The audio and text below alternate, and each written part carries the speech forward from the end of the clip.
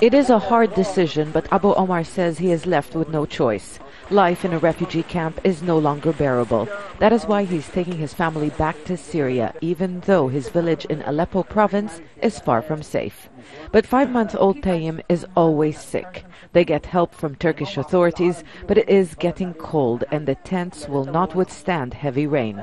Abu Omar understands the dangers of returning. The threat of airstrikes and artillery bombardment hasn't gone away. It is the danger of a prolonged conflict, however, that worries Abu Omar even more. This war needs to end quickly. If the situation continues, pockets of territory in Syria will become havens for terrorists. The conflict will affect neighbouring countries.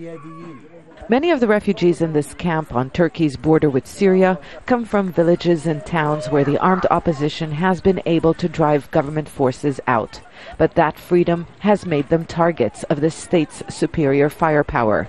Abu Jama knows that. Nevertheless, he has decided to take his family back to Syria because for him, the war may go on for years.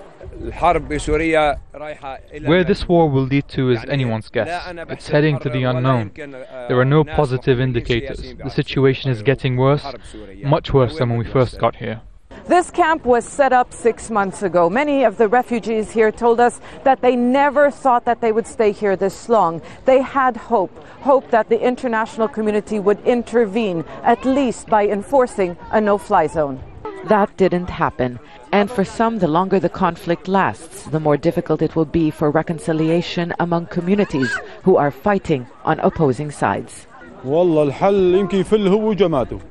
The solution may be for Bashar al-Assad to leave with his people. There is no other solution after what happened to us. Our homes are destroyed. We lost family members. It has been a bloody conflict, and it may get even bloodier. That is why those who are planning their return are among the very few. Abu Omar is not returning to Syria because he feels safe to do so. For him, the choice is between dying a slow death in exile or cheating death at home. Zeina Khodr, Al Jazeera, Turkey.